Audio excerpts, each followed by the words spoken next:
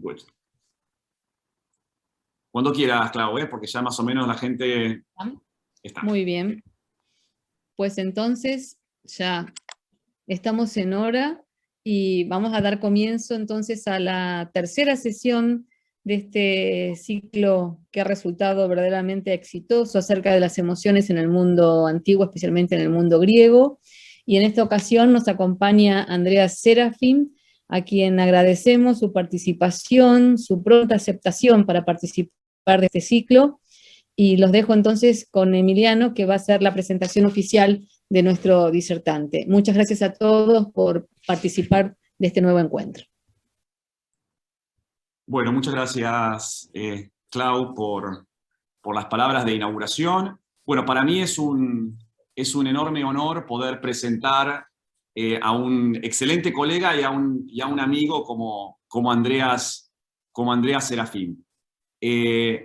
Andreas Serafim, y voy a hacer una breve presentación que por supuesto no va a hacer honor a los antecedentes y al currículum de Andreas, pero voy a tratar de resumir sus principales logros académicos. Obtuvo su título de doctor en la University College de Londres y un máster en la Universidad de Texas en Austin, dirigidos respectivamente nada más y nada menos que por Chris Carey en Londres y por Michael Gagarin en Austin. Ha ocupado varios cargos académicos docentes antes de incorporarse en el Centro de Investigaciones sobre Literatura Griega y Latina de la Academia de Atenas, que es donde actualmente se está desempeñando. Fue becario postdoctoral en la Universidad de Aristóteles de Salónica, becario postdoctoral también en la Universidad de Chipre, profesor adjunto en la Universidad de Chipre y en la Universidad Abierta de Chipre. Fue también fellow postdoctoral del gobierno de Irlanda en el Trinity College de Dublín. Fue honorary research fellow y también assistant lecturer en la University College de Londres. Andreas es un especialista básicamente en oratoria y retórica griegas. Fundamentalmente también trabaja el cruce entre derecho y performance con un amplio abanico de intereses de investigación. Y esto incluye aspectos vinculados con la religión griega, con la recepción de la retórica antigua, la lingüística, las teorías de género y de sexualidad, y también otras teorías interdisciplinarias que Andreas, como van a ver, maneja con mucha solvencia, teorías sobre el humor, teorías sobre la persuasión, entre otras. Actualmente tiene un proyecto nuevo, y es este proyecto el que quizás lo vincula de manera más cercana con el mundo de las emociones, un proyecto que se llama Language from the Body, el lenguaje desde el cuerpo, un compendio de los trabajos culturales sobre comunicación no verbal en la literatura grecorromana, y este proyecto lo está desarrollando con otra estimada colega y querida amiga, Sofía Papaioannou, de la Universidad Nacional y Capodristiana de Atenas. Las publicaciones de Andreas son numerosas, numerosísimas diría, y todas ellas han generado nuevas perspectivas para percibir esta relación entre derecho, teatro, performance, retórica. Voy a mencionar solo algunos de sus textos. Como autor individual tiene un volumen publicado en el 2017 sobre oratoria ateniense y performance, que ha, a mi juicio, incluso cambiado algunas de las perspectivas con las cuales leemos la oratoria griega, y más recientemente ha publicado un volumen sobre el discurso religioso en la oratoria ateniense y en la política. Pero además de estos volúmenes individuales, en los cuales también ha comentado distintos discursos y alegatos de la oratoria forense, ha editado muchos libros, algunos de ellos en colaboración con Sofía Papaioannou, a quien mencioné hace un ratito. Uno de los volúmenes quizás que seguramente ustedes conocen, editado por Andreas, es The Theatre of Justice, Aspects of Performance in Greco-Roman Oratory and Rhetoric, que publicó Brill, y tiene una enorme cantidad de volúmenes ya publicados y por publicar, no solo en la editorial Brill, sino también en De Gruyter, ¿no? Libros que abarcan desde temas vinculados con la retórica de la unidad y la división en la literatura antigua, la invectiva cómica, la religión y la retórica, o incluso un homenaje a Chris Carey sobre sexo y la ciudad antigua. Como verán, Andreas, a mi juicio, es uno de los grandes especialistas en estos temas que ha logrado vincular de una manera muy sólida distintas dimensiones de la cultura antigua. Y yo creo que aquí está la gran innovación y los grandes aportes que Andreas ha estado haciendo respecto del conocimiento de la literatura griega en general y de la oratoria ateniense en particular. Así que, bueno, sin más, también me sumo a las palabras de Claudia, agradeciéndole a Andreas su participación. Andreas va a hablar más o menos durante 50 minutos, una hora. Andreas en algún momento, y esto lo ha dicho específicamente, nos ha pedido que respondan, porque va a interactuar en algún sentido con algunas preguntas. Como va a compartir pantalla, es muy posible que no los pueda ver necesariamente, así que, por favor, levanten la mano de modo que los pueda ver o directamente activen el micrófono y participen de manera abierta. Si alguno no quiere participar en inglés, porque tiene algún tipo de vergüenza pública, hágalo en castellano sin problema y Claudia, yo o alguno de los chicos del proyecto podremos colaborar ayudando con la traducción. Lo mismo con las preguntas. Recuerden que las preguntas les pedimos que las hagan a través del chat. Andreas no va a ver el chat durante la charla, pero esas preguntas después Claudia y yo las formularemos hacia el final de la charla. Si están en castellano, las traduciremos y en el caso de que estén en inglés, las leeremos en el orden en el que aparezcan. Bueno, sin más, espero que se haya entendido un poco la logística. Le dejo la palabra a Andreas. Andreas, thank you once again. Evharistopoli, thank you for being here, and the floor is yours and the screen is yours. Thank you. Well, thank you very much, Emiliano, for this kind introduction. Now, I suppose you can see the PowerPoint presentation. We can, yes. Can you please confirm? Thank you very much indeed. So, Emiliano, thank you for the kind invitation you have extended with me. Claudia, thank you as well. It is my great pleasure to be with you, sort of. You know that during this COVID-19 era, we have technology to soothe our pains of social distancing. Hopefully next year I will be able to be visiting Argentina myself so I can meet up with you in person. So the topic of my presentation today is non-verbal communication, emotions, and the rhetoric of division in Attic oratory. There are many terms that need clarification and definition. Let me start with the first one, which is the key notion in my presentation, non-verbal communication. As Emiliano has pointed out, I would like this presentation to be as much interactive as possible. So if you have some ideas to share with us, please feel free to get intervened into the lecture and share your views with us. And of course, I would like to ask you at particular points in my presentation to give us your thoughts and ideas about the text, because it is amazing whenever you're trying to read ancient Greek rhetorical texts to behave like a community, right? So let me start with the definition of the notion of non-verbal communication. This is a term that refers to the ways of communicating without the use of language, whether conscious, intentional, involuntary, or otherwise. Allow me to try to move to the second. Here we are. Okay, here we are.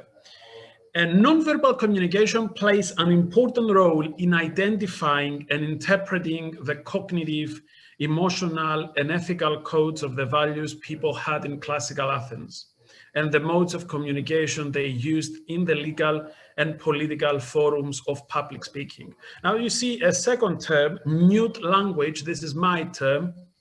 I like it very much. And mute language, non-verbal communication can tell us as much about ancient societies as language itself. Now, the next slide of my PowerPoint presentation is a bit scaring. Are you ready to take a look at it? I know this is not the most charming person I can show to you. But here we have two images of Donald Trump, the former president of the United States. And I would like to say that nonverbal communication tells us actually a lot about him as a person, a lot about his character, and also a lot about his policies, him as a leader. In the first sort of funny image, and in the second, the very bad image, when Donald Trump mocked a journalist with disabilities, we can see two sides of this man who was elected president of the United States for 4 years. And we can learn a lot about him as a person, as a leader. As I said, he was unstable.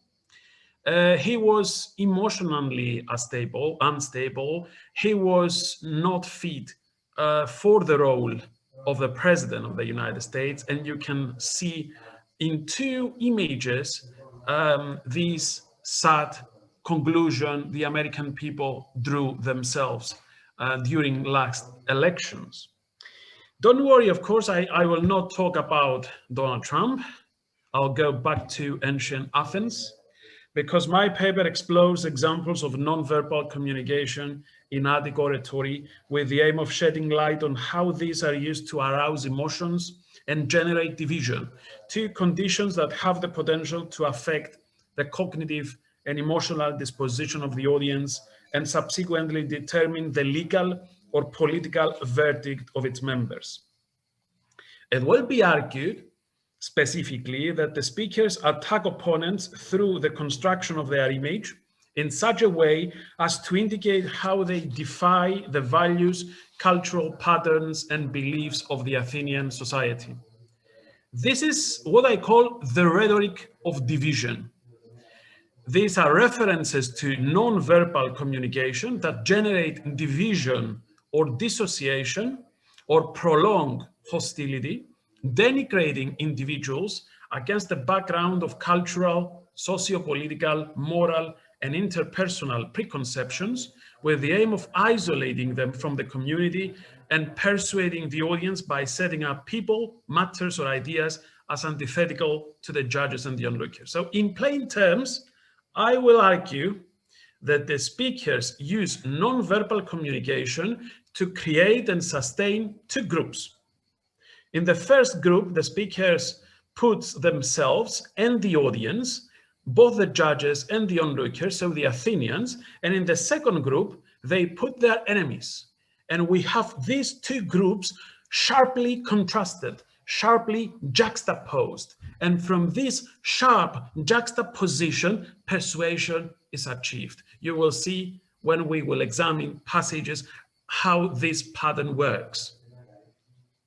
Examples of non-verbal communication that are under examination in this paper fall within three broad categories. First, references to face and facial organs. Second, references to hands. And third, references to gait, to walking. Let us start now by removing Donald Trump and going to the passage of Demosthenes, of course. That's a big relief for everybody. Let us start with Demosthenes' 2598. This passage indicates the attempt of the speaker to intimidate the law court judges. So we have an element here of emotions, and this is fear. Let us take a look at the passage. You see that I put two sentences into red bold letters. The speaker, Demosthenes, warns the law court judges that their faces and eyes will betray their verdict.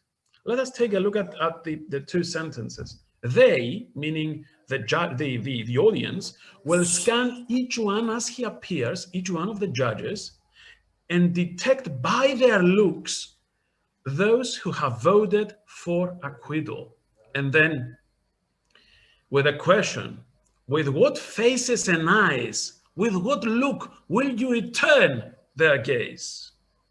That the face and the expression of eyes are used to form judgments of people is also mentioned elsewhere in the speeches of Attic Oratory. In Isocrates 9:44, for example, Evagorus, the king of Cyprus, is warned to place emphasis on the life actions and principles of individuals, not on the frowning of their faces.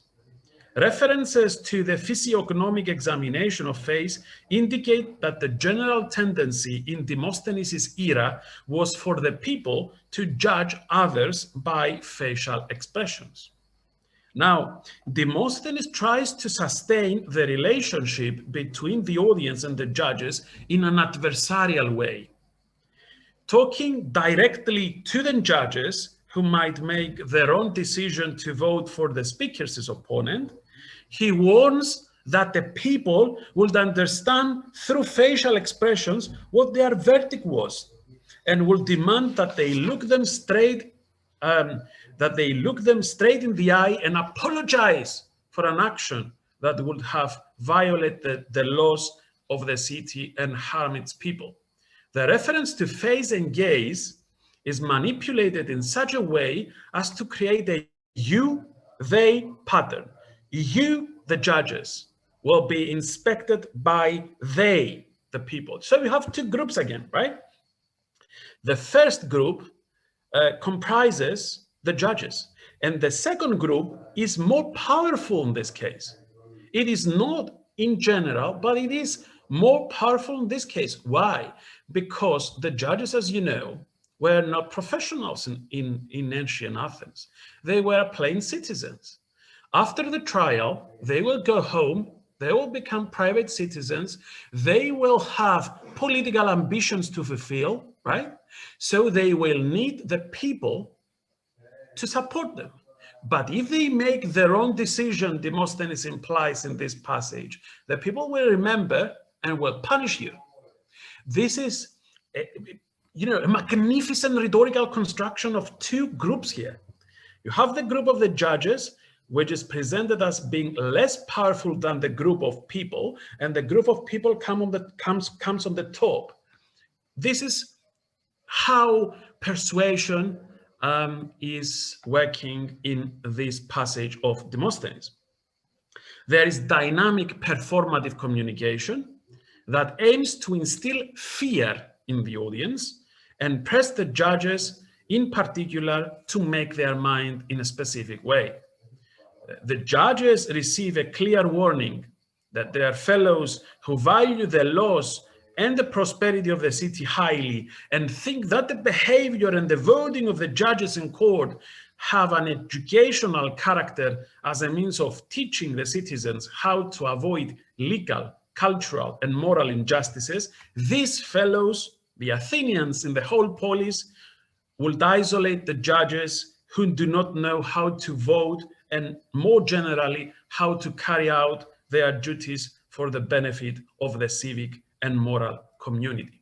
So we can essentially see this image here. Demosthenes wants the judges to feel guilty, like the dog, or to feel terrorized. But how? To appreciate the astute rhetorical character of the reference to the faces and the eyes of the judges as betraying their verdict, we should bear in mind that the ballot in the ancient law court was secret. And in practice, nobody could ever know exactly how each of the judges voted, while at the same time, no one of the judges has to undergo the state process of examination of accounts, the so-called ευθύνη. So the reference to physiognomic inspection by the powerful group of the people and the implied potential of these people to understand the thoughts and emotions of others through their facial expressions aim to offer a subtle surrogate for the audit process. and elicit strong emotional reactions among the judges: anxiety, fear, and apprehension.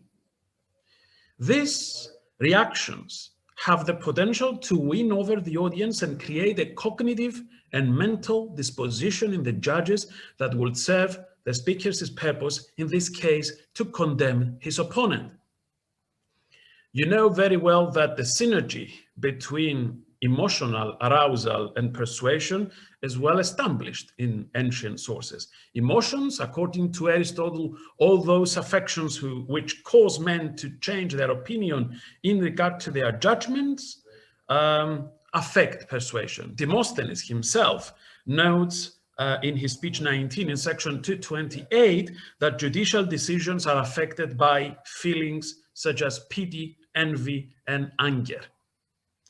In a similar vein, let us go to the next passage, which comes from Aeschines' speech 2 in section 36. In a similar vein, this passage refers to the emotions of individuals as indicated through their faces. There is something very clever in this passage I would like to know your opinion about. But let me first put the context, describe a little bit the context of the passage. Demosthenes said a lot, Aeschines said a lot about Demosthenes, his opponent. And he says in this passage that our worthy colleague Demosthenes, of course, Demosthenes is not a worthy colleague, according to Aeschines. This is a biting irony. Our worthy colleague Demosthenes put on an exceedingly sour face, and then you have this participle, skouthropasas. Aeschines tries to reveal the character of Demosthenes through the lively description of his face as being extremely sullen when he accuses Aeschines of the destruction of the city. An angry face points to the crude and untrustworthy character of an individual who loses control over his emotions and is carried by them so as to attack people around him either physically or verbally when trotting out unfair accusations without accepting any blame for himself, as Demosthenes is presented here as having done. An angry face is presented as an indication of an individual who violently threatens and terrorizes other people. I would like you now to take a close look at this passage and answer the following question I was thinking myself when I was preparing my notes for this presentation.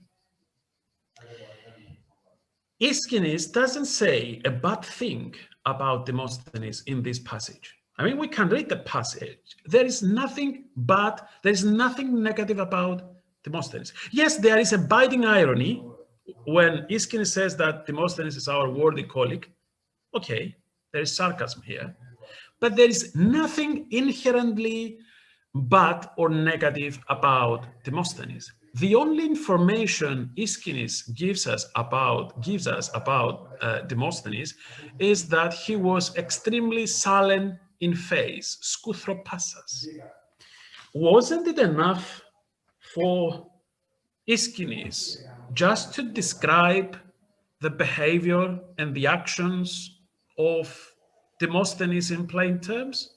Why did he refer to, why does he refer to his quality of having a sullen face?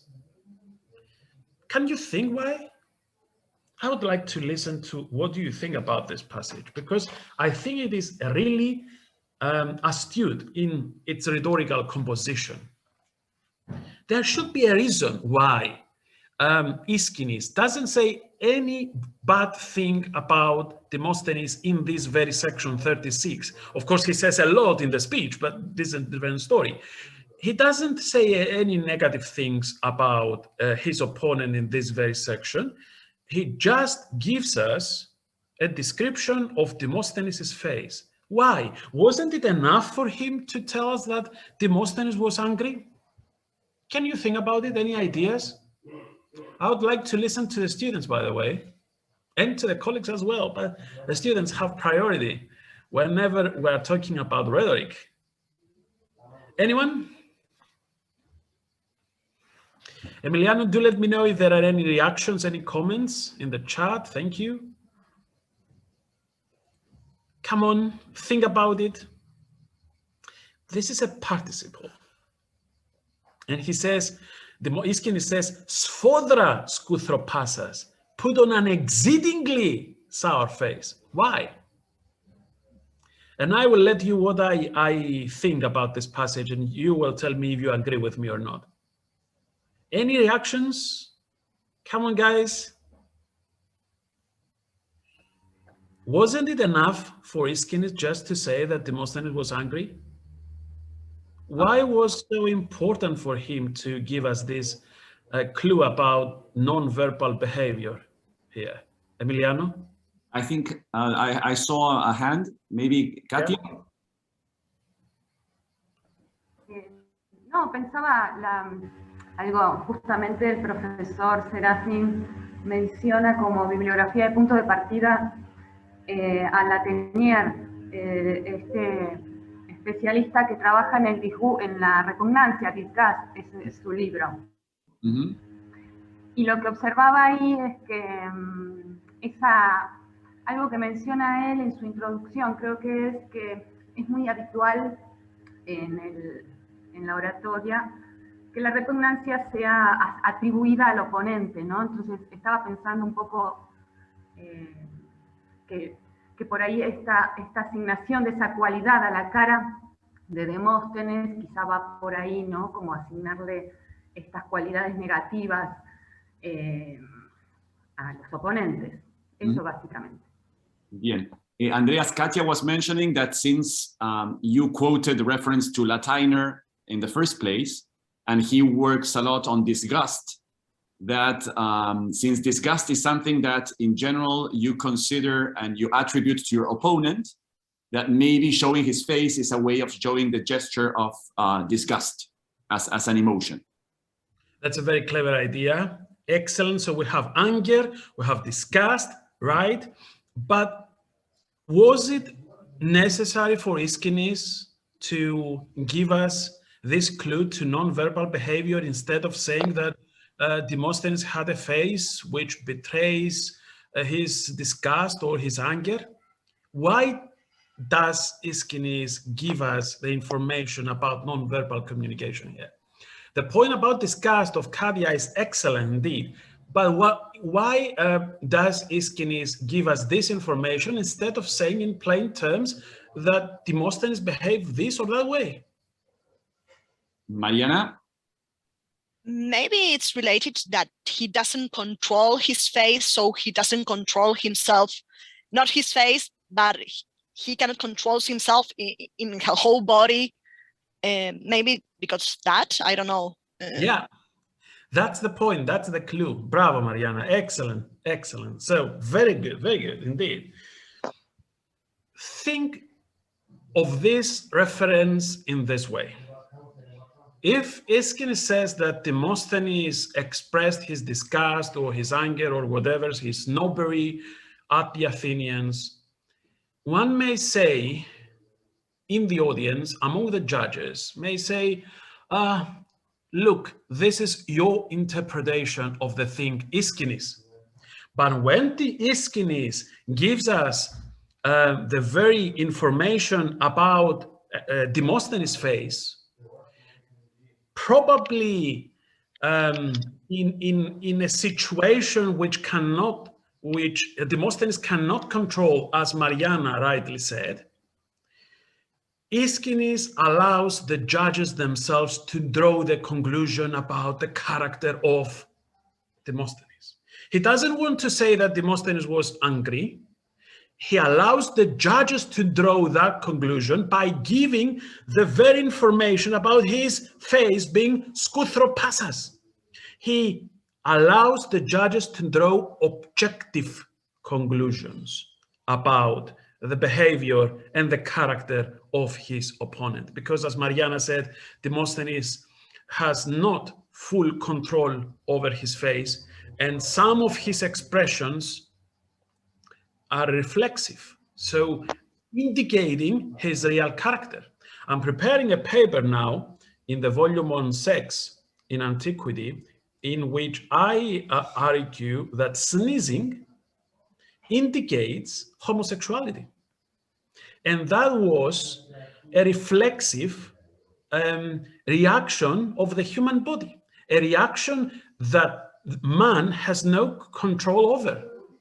And according to ancient passages, both Aristotle and some late ancient passages, sneezing can indeed indicate your sexuality and homosexuality in that particular case. So yes, the point Mariana made is a really good one.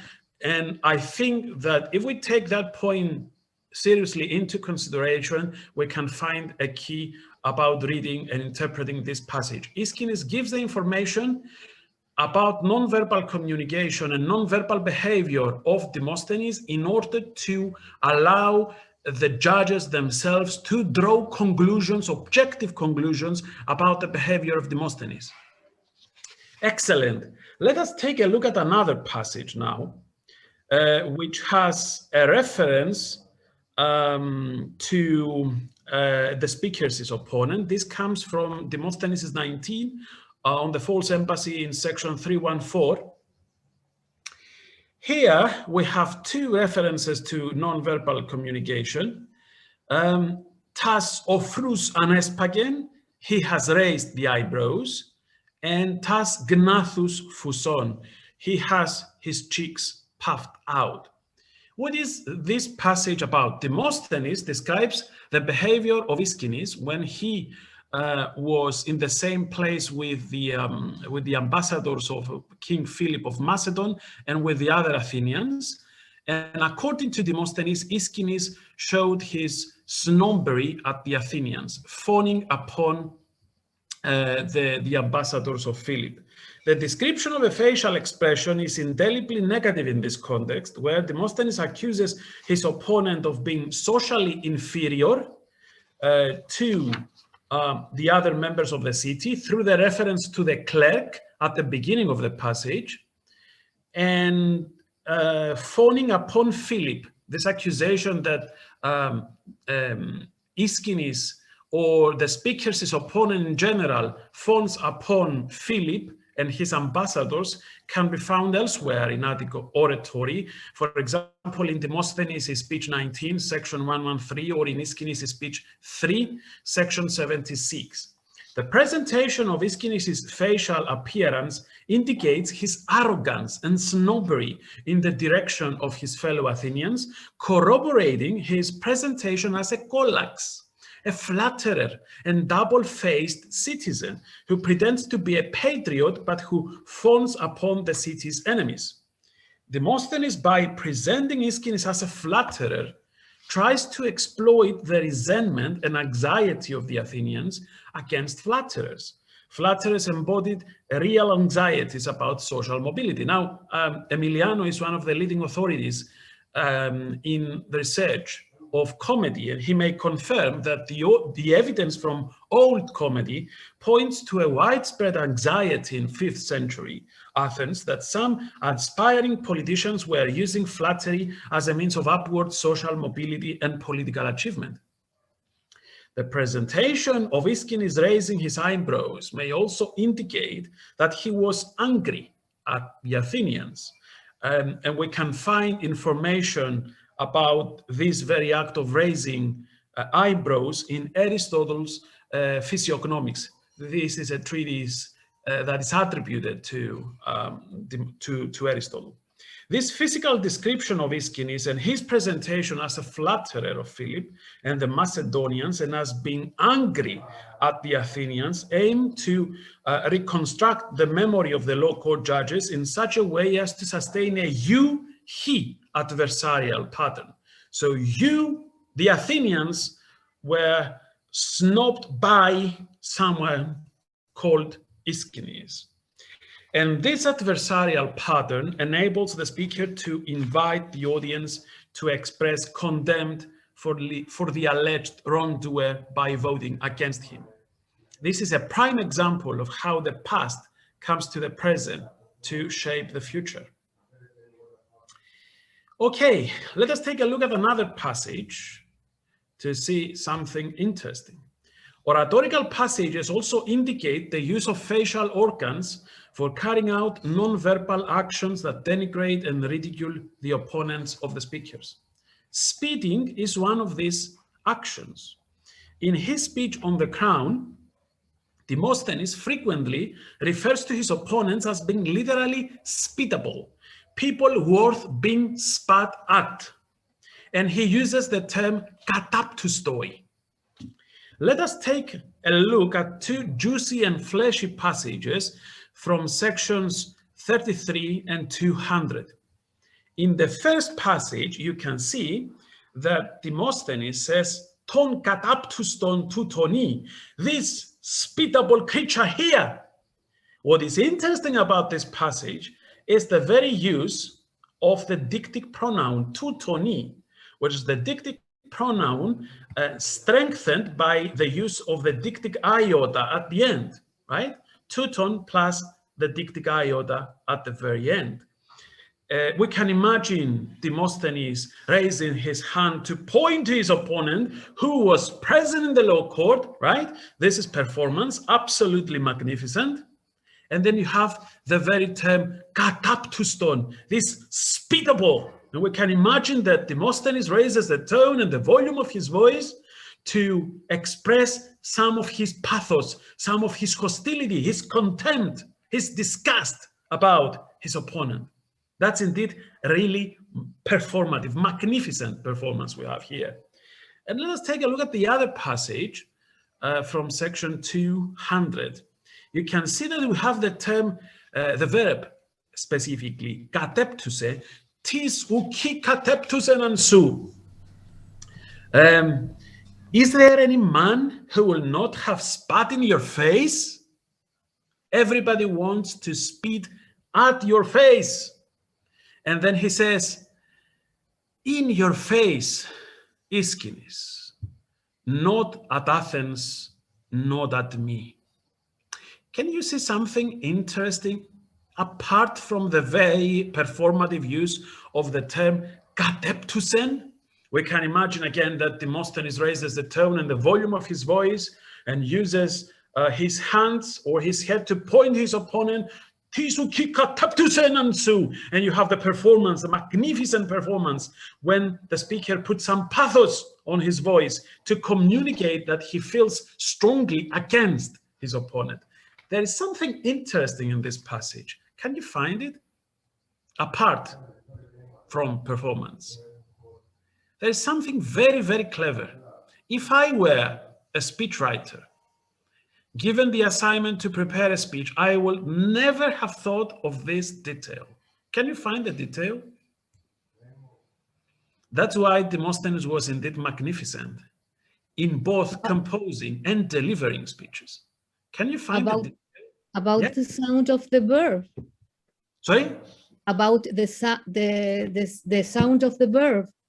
I mean, like, it is as you are spitting when you pronounce the words, you are spitting to your adversary or just to. Yeah, this is the speech act theory. When you say something, you do something, the speech act theory. That's true, but there is another minor detail in this passage which makes the difference. Can you find it? There's something very, very interesting. As I said, I will never have thought of this detail myself if I were about to write a speech. But Demosthenes did. That's why we say that he was a great, great orator, a great speaker. Can you find the detail? Take a look at the passage, at the words. There is a minor word here, which makes the big difference. Let me see who is a good classicist now, or who is a good researcher of Attic oratory, or who is a good lawyer, because we are all using our eyes and our mind, by the way, both classicists and lawyers. So there is a minor word here which makes the difference, a lot difference in this case. Can you find it? Come on. Colleagues and students, students and colleagues all together, let us give it a try.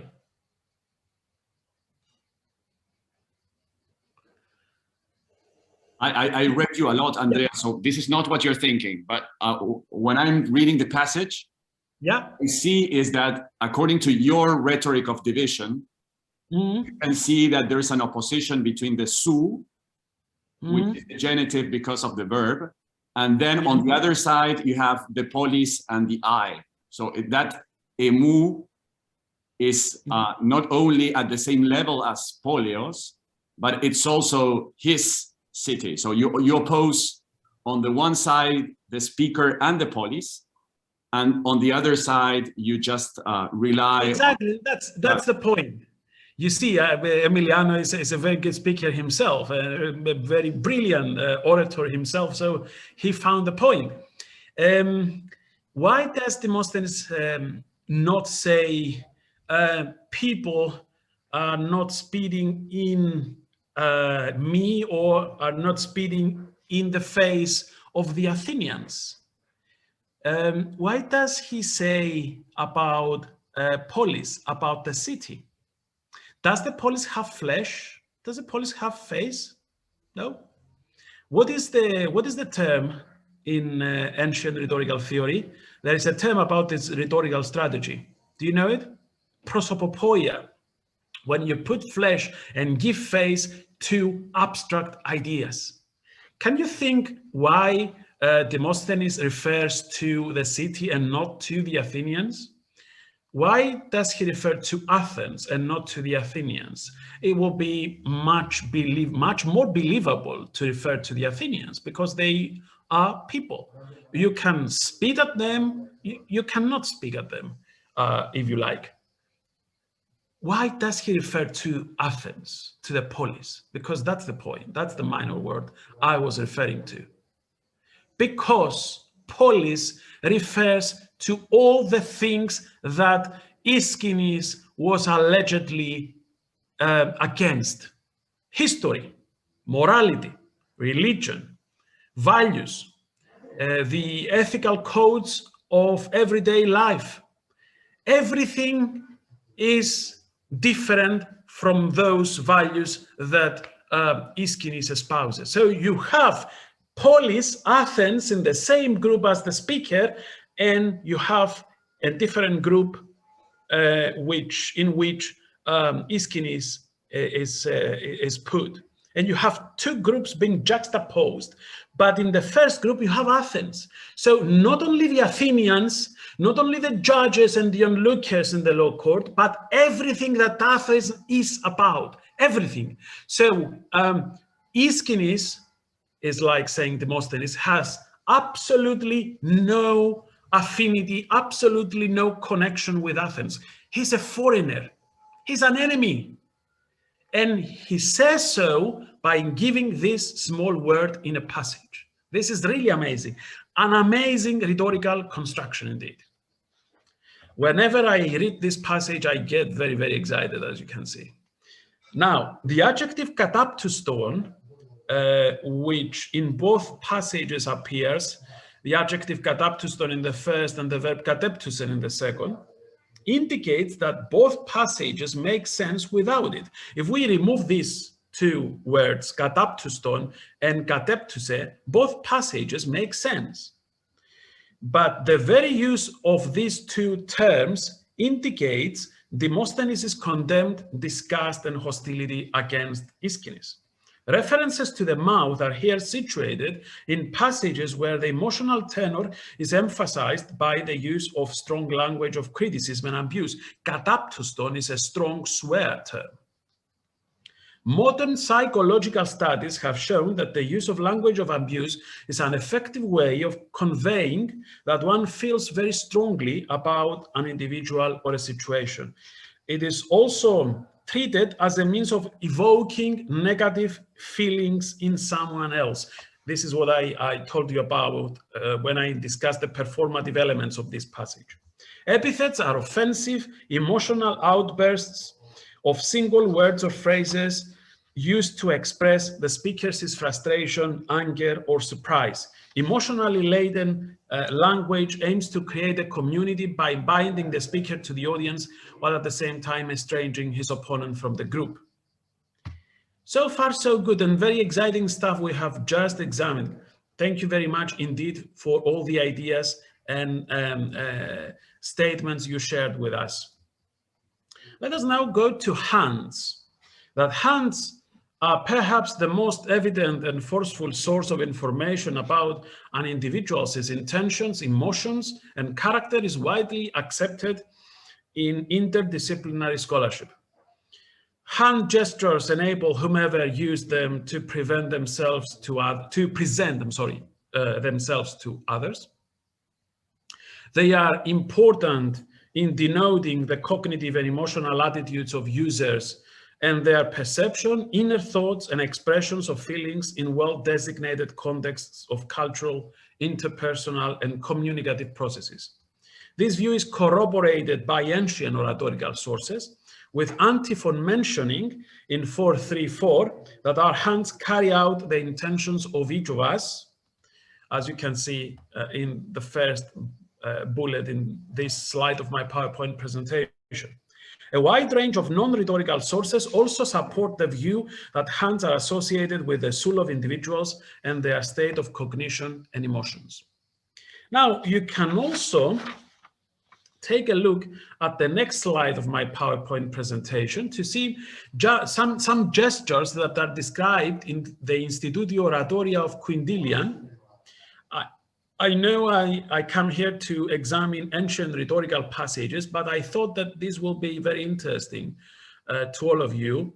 Quindilian, in his work Institutio Oratoria, describes the gestures that the speakers use to express their emotions. You can see, for example, here on your left hand, some instructions about using this scheme of hand gestures to denote amazement and wonder. It is really amazing how you can change your gestures, hand gestures, to denote your emotions and your thoughts. Now, yeah, someone is talking, no? Hand gestures are particularly handshaking and hand touching are also recognized as universal symbols and signs of friendly greetings, solidarity, alliance, and solidification of a bond of friendship. You can take a look at this slide of my PowerPoint presentation. Handshaking was also part of marital rituals in both Greek and Roman antiquity. Marriages were agreed between males, the groom and the guardian of the bride, usually her father or any other male member of the extended family. Here we are. Their betrothal agreement was sealed by handshaking in the so-called engue. This is the first image on this slide of my PowerPoint presentation. Engue was a ritualized process that literally means to give a pledge into one's hand. Scholars talking about handshaking in ancient Greek literature are, of course, right to underline the semiotic dualism of hand. Handshaking can be used as an indication of both friendship and friendliness. Joanna Sonin was right to argue that the right hand carries the sword, which is used for aggressive or defensive purposes. The right hand is understood to represent the vehicle which holds the sword or any other weapon, the hand which is behind the acts of brutality and heroism that a sword-yielding man might perpetrate. And you can take a look at this wonderful image. Who is the man? He's an actor, by the way. Can you remember him? Kevin Sorbo. Yes, Kevin Sorbo, indeed. Thank you, Mariana. This is Kevin Sorbo, who was starring the role of Hercules in TV series a couple of years ago, a couple of decades ago. I was very, very young then. And Hercules is one figure which is dual, if you think about it. Hercules uses his hands to kill monsters, but he also uses his hands to kill his family. So there is this semiotic dualism in hand and the particular hand that Hercules uses in mythology. Now, in oratory, dualism is evident in the ways hand gestures are used to denote real or fake reconciliation, reciprocity, and friendliness after a fight or a misdeed an individual has committed against another. The second, a misdeed, is the case with Timarchus, who in Aeschines' speech 1 against Timarchus in sections 60 to 61 is presented as undertaking the ritual of supplication, which included hand touching of a chin as a means of reconciling with his former lover Pitalagos. In the previous two sections, Aeschines gives a lively and vivid description of the aggressive, excruciating, and genuinely sadistic behavior of Timarchus and Hygisandros, his lover at the time, against Pitalagos. Aeschines says that they got into the house of Pitalagos secretly in the night. They start breaking his plates, killing his chicken, and they also whipped poor Pitalagos. The next day, Timarchus and his lover, fearing that humiliated Pitalagos would cause them troubles, letting the other Athenians know how violently he was beaten, are both presented as fawning upon him by means of the gestures of supplication, hypogeniazon ton anthropon, touching the fellow's chin. The act of touching Pitalagos on his chin by hand points to the ritual of supplication, hygesia. Some scholars take this to be the hand gesture that denotes courtship and friendship or affection. This is the seeming purpose of Timarchus and his partner in the specific context of this speech, to show that they care for and have friendly thoughts and emotions about Pitalagos. The truth is, however, that the actions of reconciliation and friendship as denoted by touching in this very passage are not sincere. They aim for deception. Another question then. Why are Timarchus and his lover presented as using hand gestures of supplication to indicate fake friendliness? Why are they not presented as expressing verbally their seeming regrets for what happened and trying to cajole Pitalagos by means of beguiling words? The description has a clear rhetorical agenda in my view, and I would like to know your opinion on this issue. It aims to undermine the personal character and public authority of Timarchus through the use of religion.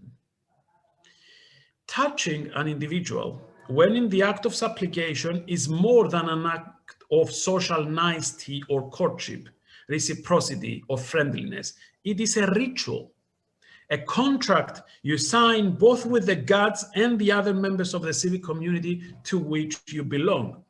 Violation of that contract is not simply considered unacceptable and dishonorable in abstract theological terms. It is specifically thought to be an act of impiety, a severe offense that led to punishment not only by divine punishing agents, but also by the legal institutions of the polis. Those convicted for religious offenses regularly receive death penalty in Athens, as we know from several speeches, and they see their right of entering the temples of the gods being repealed.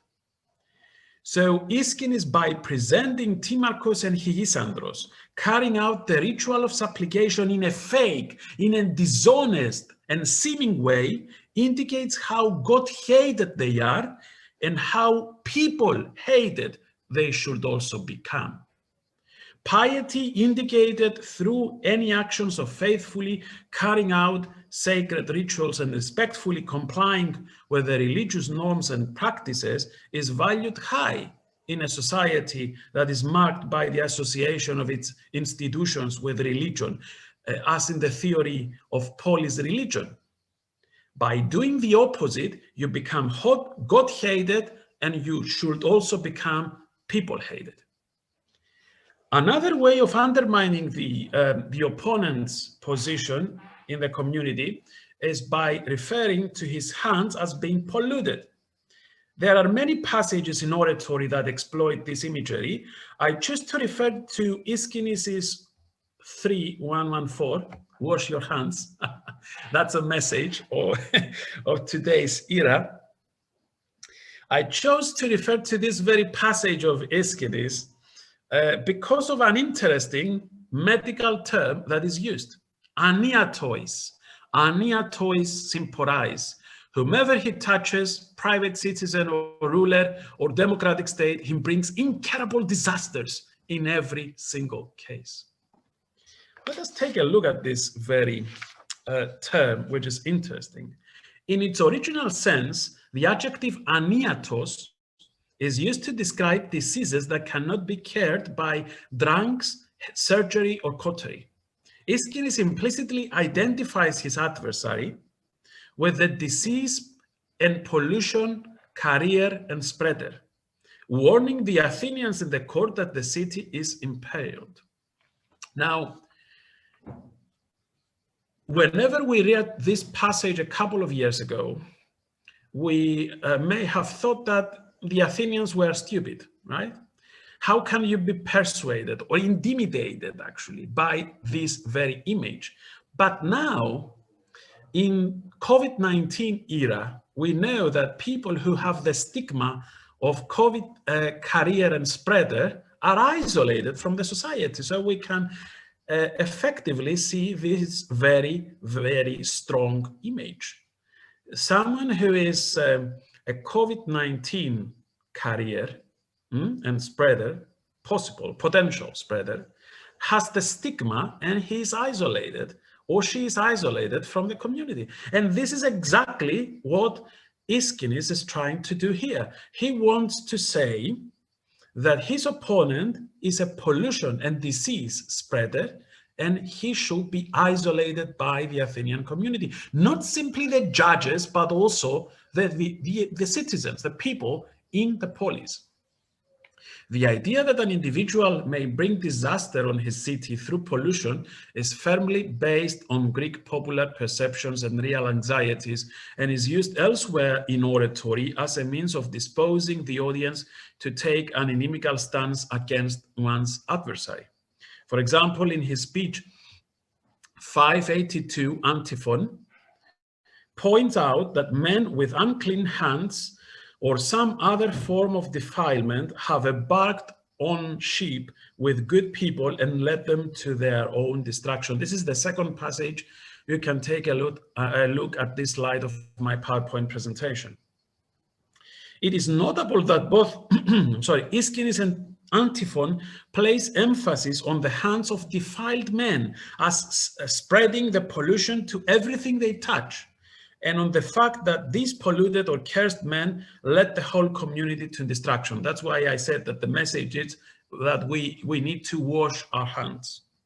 Pollution was similar to a contagious disease, like a typhoid germ, like COVID-19, which was spread mainly by close contact with the affected persons and called for ritual purification, the so-called catharsis. The purpose of these references is evident: to instill fear in the audience against the speaker's opponent.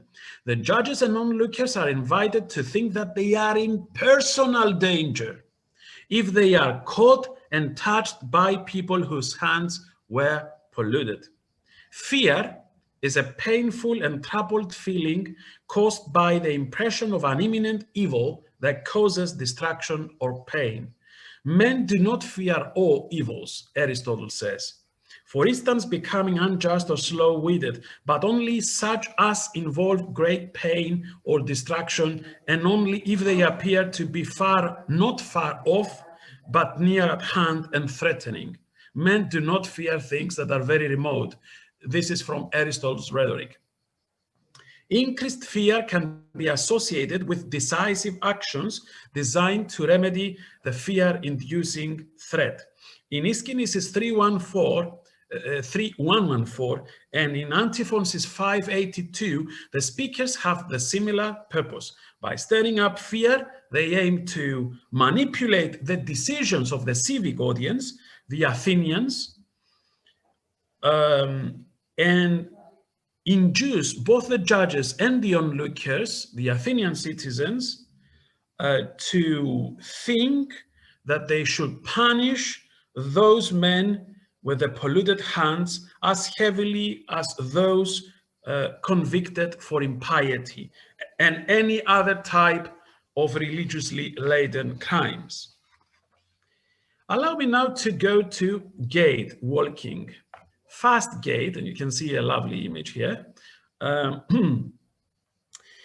Demosthenes refers to fast walk and a loud voice as discrediting the bearers. This is from speech 37, and as causing annoyance to others. This is from speech 45.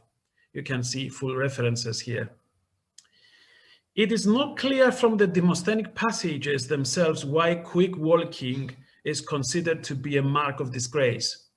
Here, what I think about these indications in Demosthenes' speeches, and I would like to know if you agree with me or not. I hope you will agree with me, of course. I will argue that the reason may be hinted behind the well-established idea of balance, that balance is virtue. Plato, for example, attributes to Socrates the following words in Philippus: "Then, if we cannot catch the good with the aid of one idea, let us turn it down with three: beauty, proportion, and truth." The key notion here is that of proportion. It was believed that the proper blending of the body's humors and the balance between them allows humans to enjoy health. Disease, on the other hand, is caused by lack of balance between the humors of the body, which is caused by excess, and when one humor becomes detached or separated from the others. Seen from this angle, an excessive physical act, as fast walking is considered an act that does not conform to the ideals of the community of high-souled men, and is mentioned in the speeches to deconstruct the cultural, moral, and personal authority of the opponents. Another interesting passage, this is the last one, don't worry, I'm coming to the end of my speech. Denigrating references to gait, to fast walking, can also be found elsewhere in Attic Oratory. In Demosthenes' speech 45, in section 63, for example, Stephanus is presented as changing his pace to follow and fawn upon Aristolohus, who was a banker. You can see the passage I have highlighted in red letters here. Fawning stigmatizes an individual who is presented as having no scruples about undertaking any action from which he stands to benefit in any way. Whomever fawns upon the most powerful creates for himself the image of someone who is unstable in morality, who has dubious values, and these were the qualities of the Colax, the flatterer, which terrorized the Athenians, as mentioned earlier in this paper. The purpose of Demosthenes' reference to the adaptation of Stephanus' pace when walking next to a financially powerful man is clear: to cast doubt on his behavior and morality, and invite the audience to turn against the man who had no hesitation to change his manner in order to benefit himself. Finally, some conclusions. This paper is part of the ongoing new research project running at the Academy of Athens in collaboration with the University of Athens, which is acronymized as LAMBO, which means in modern Greek, I'm shining, language from the body. The purpose of this project is to offer an updated, multi-thematic and interdisciplinary compendium and discussion of 5 categories of features of non-verbal communication, which can be found in performative genres, so specifically in epic and dramatic poetry and oratory in both Greek and Roman literature. We are examining particularly face, including facial organs such as mouth and nose, hands, posture and gait, including the use of supporting means such as canes, physical stature, and semi-voluntary or reflexive bodily actions, including sneezing, spitting, hiccoughing, and burping. In the course of preparing the theoretical framework of this project, I realized how important mute language is for a deeper and better understanding of ancient literature. Through a study of nonverbal communication, we learn about what people in different places and systems of values believed about the physiognomic, moral, behavioral, and emotional virtues of the ideal citizens, their sexuality, and obligations towards the community. This also becomes evident from the discussion of nonverbal communication in Oratory that this paper offers. Through the examination of specific aspects of nonverbal communication, a wide range of cultural, social, and interpersonal aspects of life in classical Athens is presented, enabling us to better understand the rhetorics of audience manipulation, disunity, and persuasion, mostly achieved through the patterns of stirring up emotions. I think that every paper that focuses on these matters is a useful step forward. Now you can clap. Thank you very much indeed.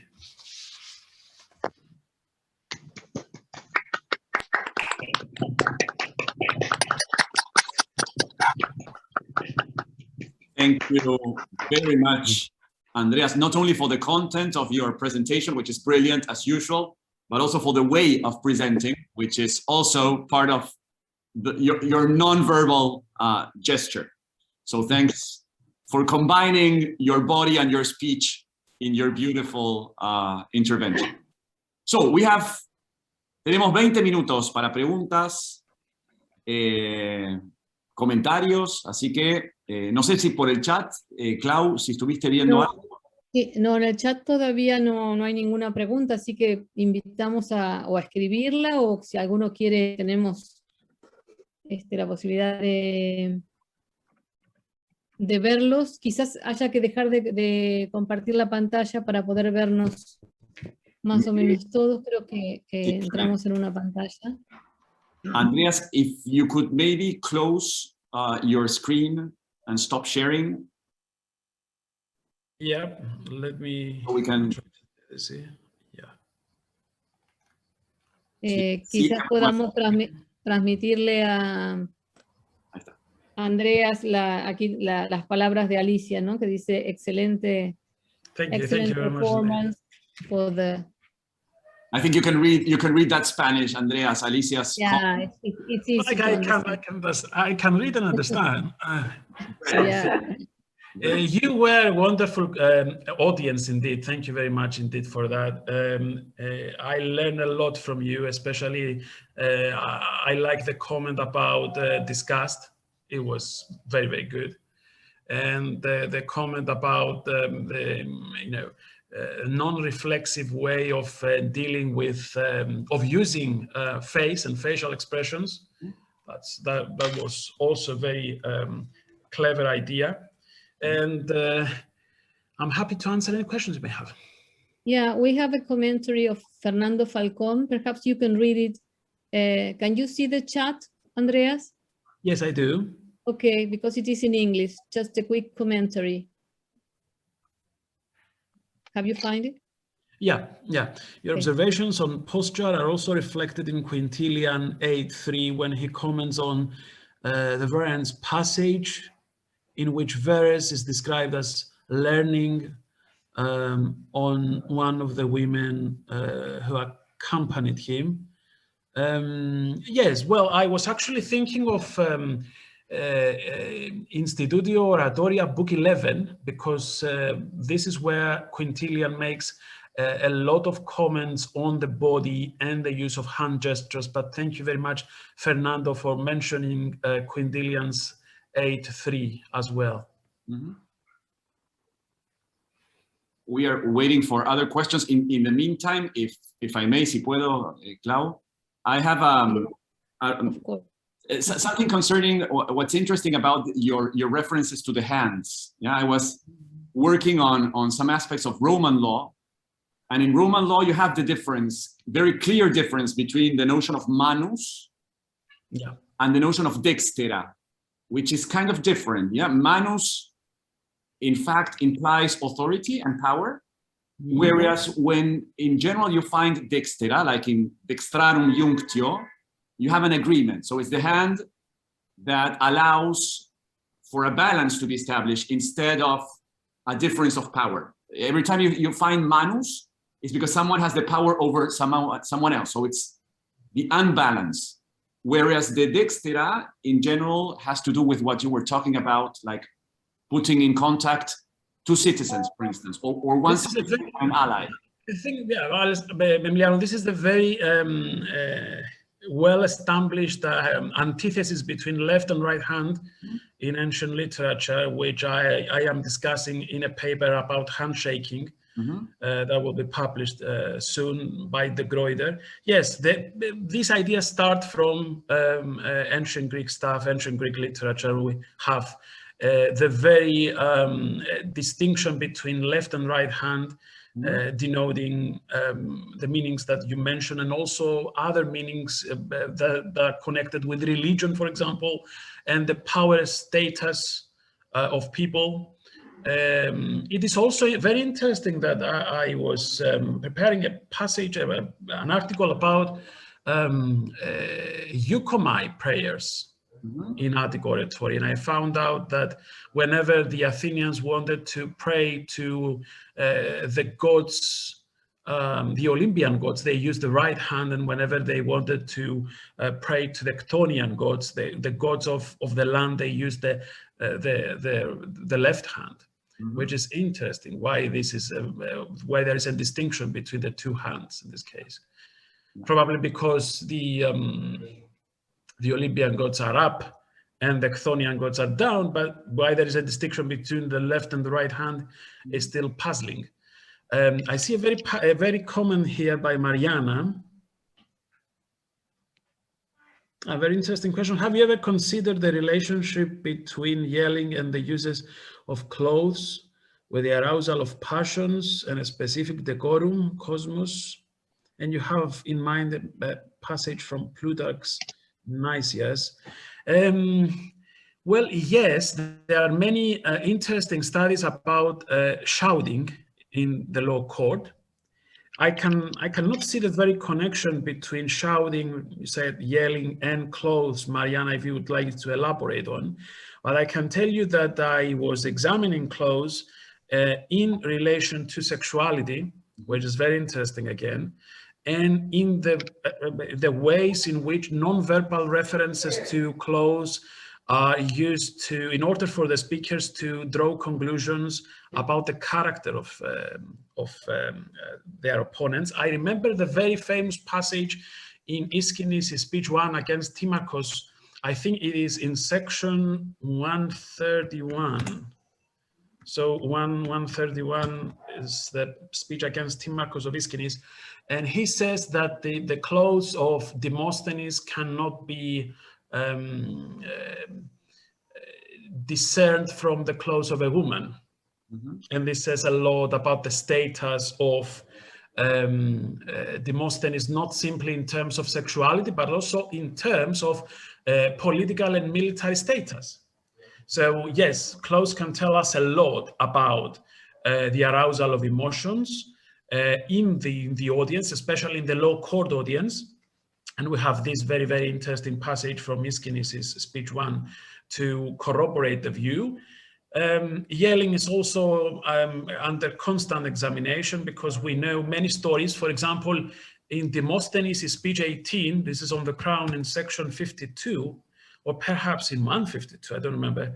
Emiliano may remember the passage where Demosthenes says that my opponent is a hireling or a friend of Alexander, Mistotos or Xenos, and we have the Scholia saying that Demosthenes mispronounced one of the two terms in order for the audience to reply the right term, Misthotos or Xenos, hireling or a friend of Alexander. I think it is in passage 52.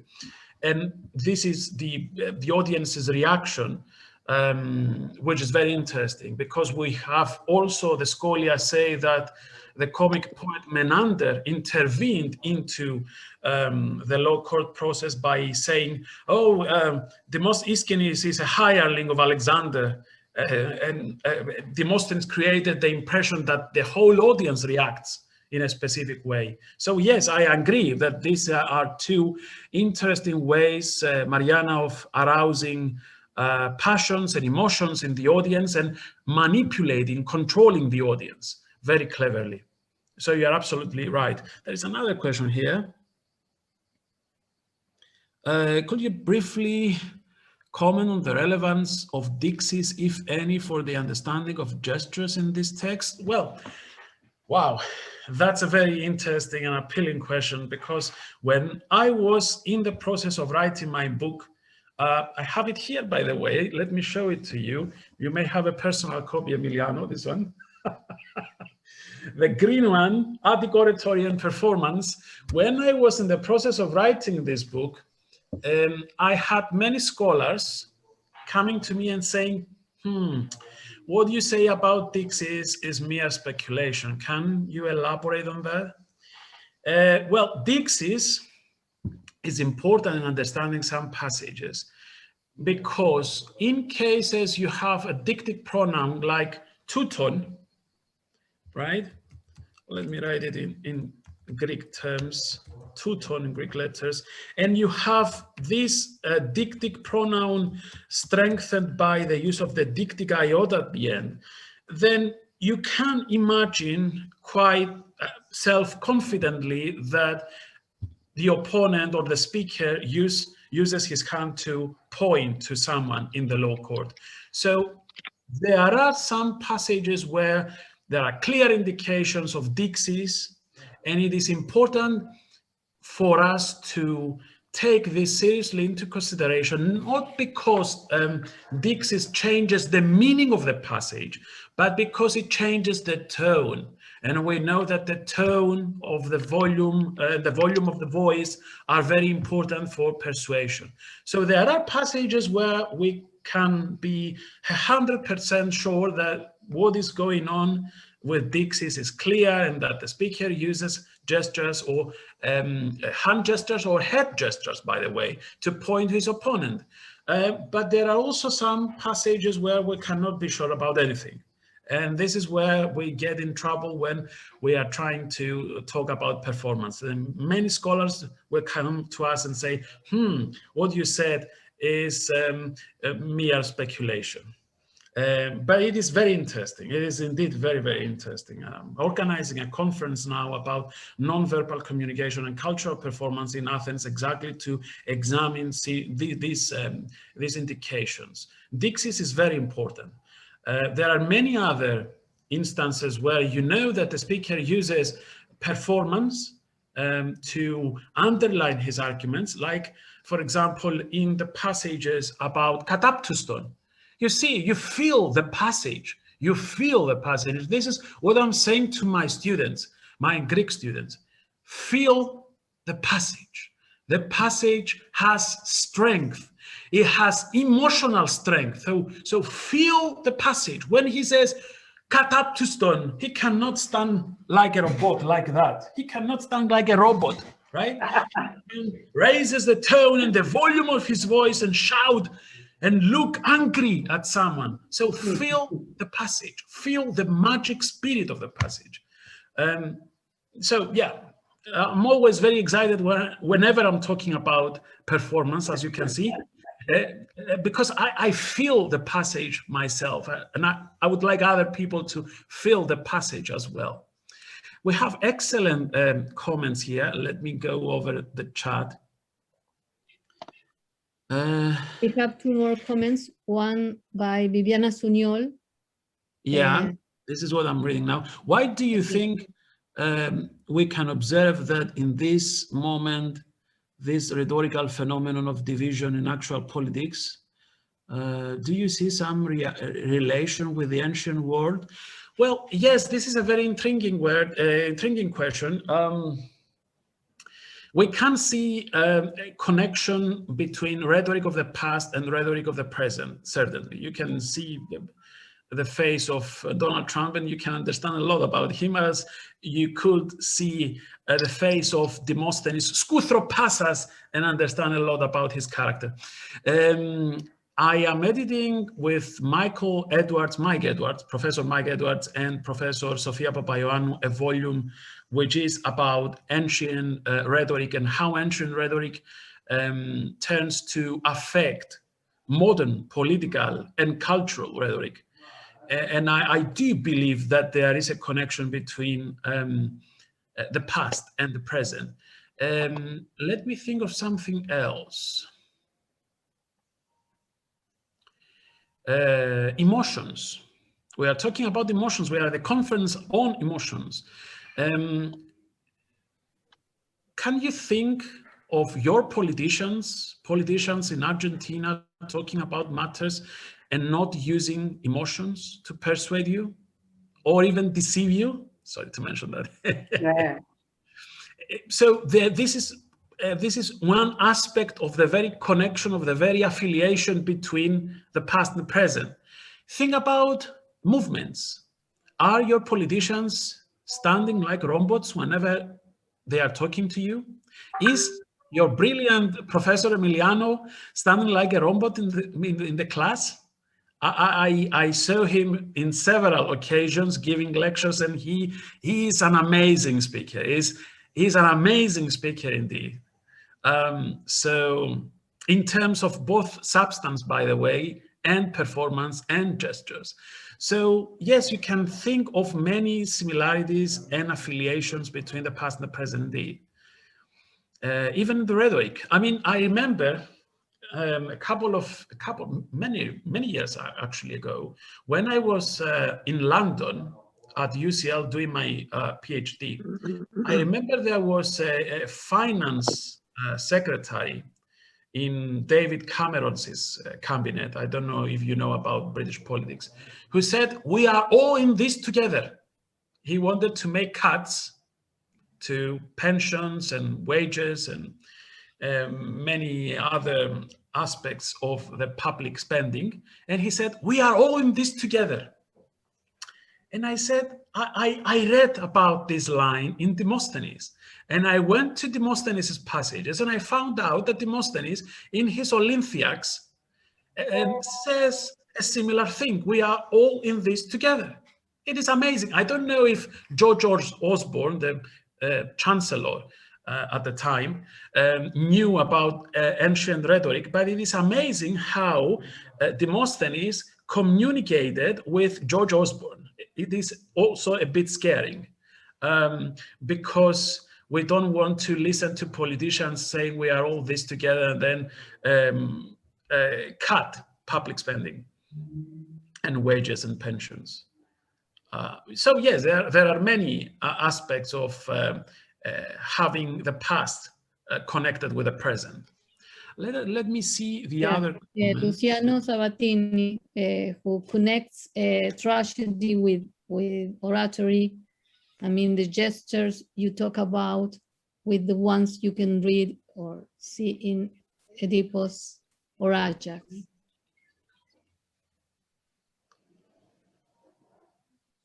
Oh, yes, absolutely, absolutely. This is a fascinating intertextual connection that Luciano suggests. Yes, absolutely, absolutely. Yes, we can see this intertextuality being revealed in many cases in Attic Oratory. And as I say, it is one thing to find out that rhetoric takes from theater, but it is also very, very appealing to go to the theater, to tragedy, to comedy, and find out the inherently rhetorical way these genres were composed and were presented. because there is rhetoric there. So absolutely, yes. Thank you, Luciano, for mentioning these affinities between passages. I always ask my students to find out intertextual affinities between passages, and that's really amazing, Luciano. Thank you very much indeed. Facundo, who hasn't talked yet, also have a question. Yep. No, Yeah, sobre esto mismo que aportabas en la tragedia, en Alcestis de Eurípides hay un momento donde Heracles utiliza la misma palabra skitropos, que está relacionada con, creo que es skitropatsas el verbo, para decirle al sirviente por qué tiene mala cara. Pero es el mismo término y es la misma situación, donde le señala que tiene cara de perros, es etimológicamente la palabra. Y es exactamente igual al pasaje de Demóstenes que mencionaba el profesor. Está en el verso 774.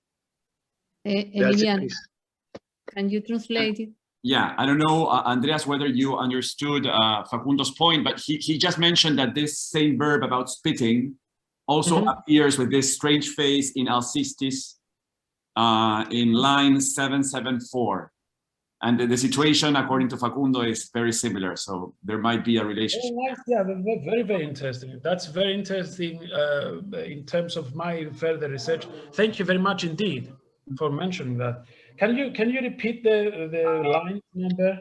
It's En Alcestis 774. No? Yeah, 774. 774. Thank you very much indeed. Thank you. That's very good. Thanks. And talking about hands, as you have been talking just a minute ago, I was thinking about how Cleon in Aristophanes is accused to have the hands you see in this position just to receive. And it is amazing that the same accusation is being targeted to the statues of the gods, who are also with their hands in this position just to receive, things from men. I see. That's very interesting. Yeah. Well, you see, this is the amazing thing about discussing about passages of not simply oratory, but also about ancient passages in general. You receive so many useful information from colleagues and students, and then you have a lot of notes to take seriously into consideration. This is the amazing thing. We learn from each other. This is the community. This is the community of classicists. So thank you very much indeed, Claudia and Facundo, for everything you have mentioned. Very interesting. Emiliano, estamos llegando al final. Creo que solamente ha quedado sin leer una última pregunta de Fernando. No sé si hay tiempo, Emi, para... We have another comment by Fernando. Yeah, that's what I was telling Emiliano. Yeah, let's go with that last question. That last agree, Andreas, and we can close with that. Well, yes, a very interesting question about imperative.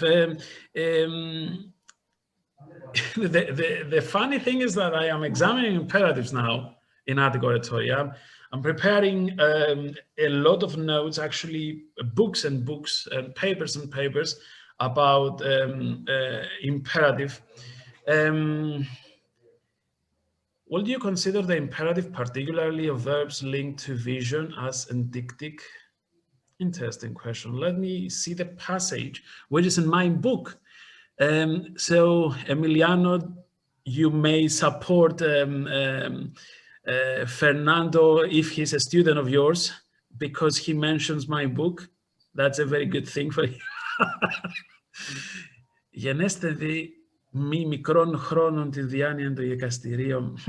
Not in this passage. I see what you mean, Fernando, but I don't have the sense that in this passage the term yeneste, which is an imperative, has any dictic qualities. In general, you're absolutely right, and this is what I'm mentioning in my paper, which is about to get published by Trends in Classics, the journal, next month.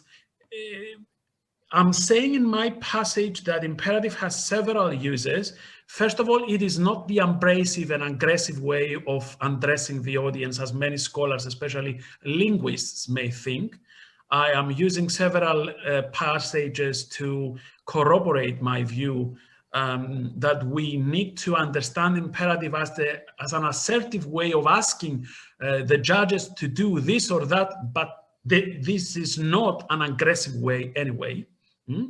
And second, I'm saying that, yes, imperative has an indictive quality and a performative quality as well, but I cannot see that very connection between imperative and vision in this passage you mentioned, Iskinesis 3 in section 143. There is in general a connection between vision and imperative, but not in this very passage. Can you explain us further, perhaps in a comment, why do you think there is a connection between imperative and vision in this passage? Because it is interesting. Tal vez, Fernando, puedas poner en el textito alguna aclaración más, y si no, después te pasamos los datos de Andreas y en todo caso le haces la consulta de manera más... It is interesting why you think this is a passage where imperative has any connection with vision. Can I do it orally? It will be of course. Faster. Yes, I'm thinking like when you have when you prescribe an orator prescribes someone to imagine something like in this passage, you are situating the audience in some place. You are commanding there to go to a specific place, and that's why I was thinking like you have to well, it's like to evoke the quality of an arga, you know, just to vividly stay in situate yourself in that place. That's why I was making the connection with the... You're absolutely right. There is a connection between imperative and the dictic or the vision as you describe it, and that's a very, very clever comment. Thank you for mentioning that. But not in this passage, because I think that in this passage, the term geneste has a temporal sense, not so much a dictic, a visioning one, but a temporal one. It refers to time, because it comes with a clear reference to time, makron chronon. You see that it is more a temporal imperative, not so much an enargia, as you said, imperative, an imperative of vision. But you're absolutely right that there is a connection, and a strong one, between imperative and vision. Yeah, in many cases. And I remember in my article, I referred to a passage from Hyperides, speech 1, where we can see the very connection. So this is an absolutely clever and astute point. Thank you very much indeed, Fernando, for making this suggestion. Absolutely right. You're absolutely right on that. Bueno, ¿te parece, Emiliano? Me parece que estamos justo... Creo que we are already 5 minutes after the deadline, and we promised Andreas to keep him connected only until 1, so he agreed to offer 5 minutes as a gift. So thank you, Andreas. Just like Mariel is saying on the chat, Evcharisto Parapoli. Andreas, it was very nice to have you with us, especially because you are on summer holidays. So you interrupted your vacations to be with us on a Saturday afternoon, which is something we value and appreciate very much. It was my pleasure.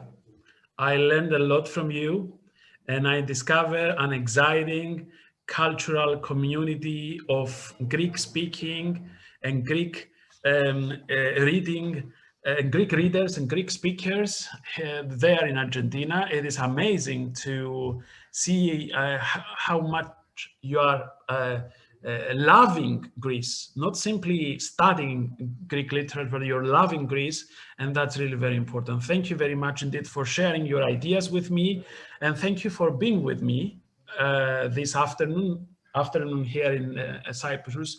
This is your morning, of course. I hope you enjoyed the lecture, and please feel free to get in touch if you have any further ideas or any questions you want to ask me. Let me give you my email. This is the personal one. you can use anyway. It was really amazing. Thank you, Claudia and Emiliano, for extending this wonderful invitation to me and for giving me the opportunity to meet so impressive colleagues and students. Thank you very much. Gracias, Andreas, y gracias también al resto por haberse sumado por tercera vez a este ciclo de charlas. Thank you very, very much, Andreas. We enjoyed your lecture. And for the rest, para el resto, invitarlos a la próxima convocatoria, que es el 18 de septiembre. La oradora será María Cecilia de Miranda Coelho, de la Universidad Federal de Minas Gerais, y el título de su conferencia es preciso secar deon augmein las emociones. Se refiere al pasaje de República 606D, desafíos de y a Platón. Por mi parte, eso ha sido todo. Muchísimas gracias. Dejo para que Emiliano cierre esta sesión. No, nada. Chau, nos vemos, buen fin de semana y hasta la próxima. Bye bye. Bye bye. Bye. Gracias, chao.